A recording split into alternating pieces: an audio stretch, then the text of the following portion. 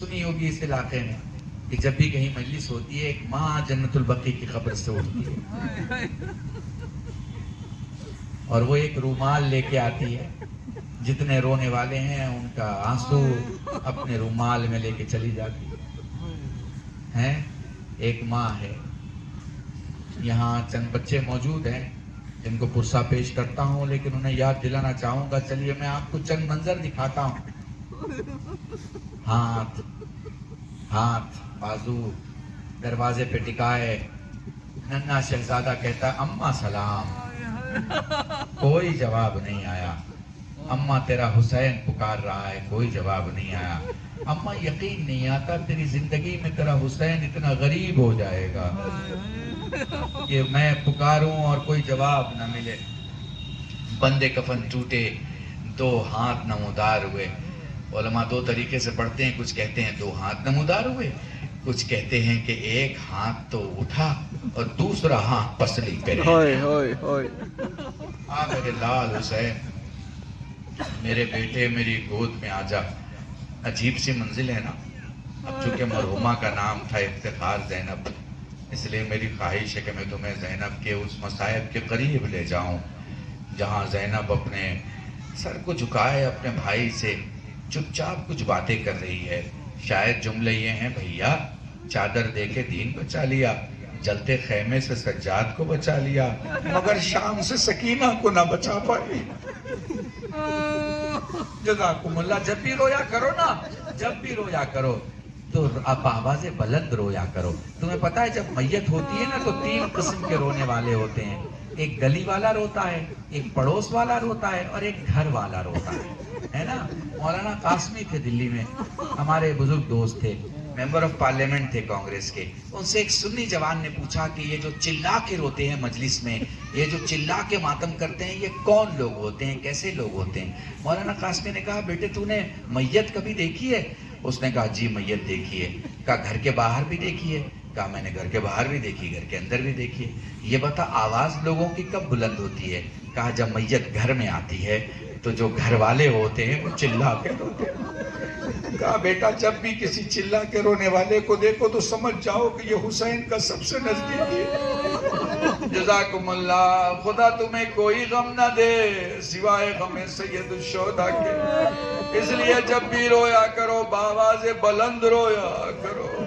یہ نہ دیکھا کرو تمہیں کون دیکھ رہا ہے. مرحومہ کا نام افتخار زینب ہے. چلو میں تمہیں اس مصائب کے کونے میں لے کے جانا چاہتا ہوں جہاں تمہیں مصیبت کی پوری دنیا دکھائی دے گی. جناب امام حسین اپنے بہنوئی جناب عبداللہ کے پاس زینب کے گھر میں موجود, کہہ رہے ہیں عبداللہ یاد ہے میرے بابا نے کیا کہا تھا؟ جی مولا یاد ہے.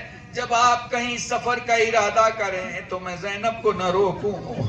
میں زینب کو نہیں روک رہا, بس ایک ہی خواہش ہے میری زینب کو وہ لے جائے جو زینب کو واپس لائے. یہ سننا تھا کہ حسین گھر سے باہر چلنے لگے. نیچے پہنچے, کچھ دور پہ سید سجاد کھڑے تھے. علامہ اظہر حسن زیدی تحریر فرماتے ہیں وہ کہا کرتے تھے, فرمانے لگے سجاد جاؤ اپنی پھوپھی کو لے آؤ. سید سجاد گھر میں آئے. پھوپھی اماں, علی اکبر آیا آپ نہیں گئی, چچا عباس آیا آپ نہیں گئی, بابا موجود تھا آپ نہیں گئی, میرے ساتھ کیسے چل رہی ہے؟ اے میرے لال اس سوال کا جواب 11 محرم کو دوں گی. جزاکم اللہ جزاکم اللہ. وہ لوگ 11 محرم آ گئی, وہ لوگ اونٹوں کو بلایا گیا, وہ لوگ بیبیوں کو سوار کیا گیا. میں آپ کو کیسے بتاؤں, جب زینب کو اونٹ پہ سوار ہونا تھا سید سجاد نے اپنے گھٹنے ٹیکے.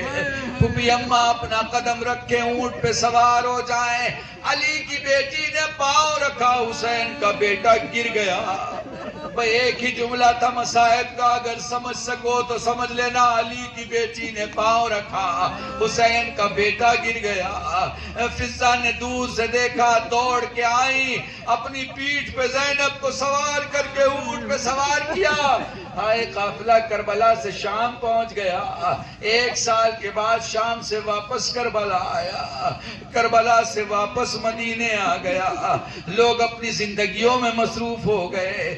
ایک دن عبداللہ نے سید سجاد سے کہا آپ امام وقت ہیں، آپ کی پھوپھی سے بات کریں، اگر راضی ہوں تو پھوپھی کو گھر بھیج دیں کیونکہ میری طبیعت ٹھیک نہیں رہتی۔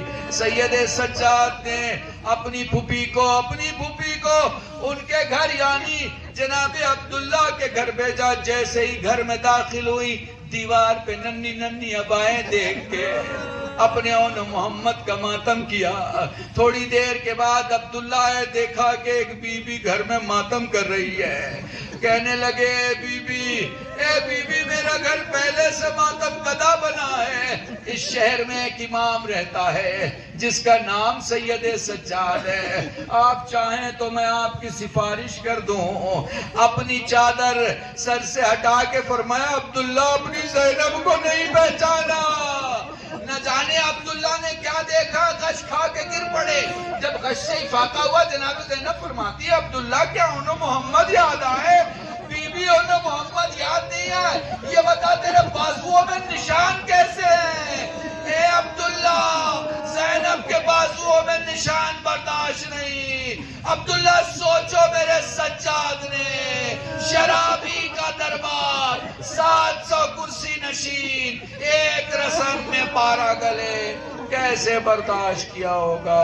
اللہ لعنت اللہ علیہ وسیعلم الذین ظلموا ای منقلب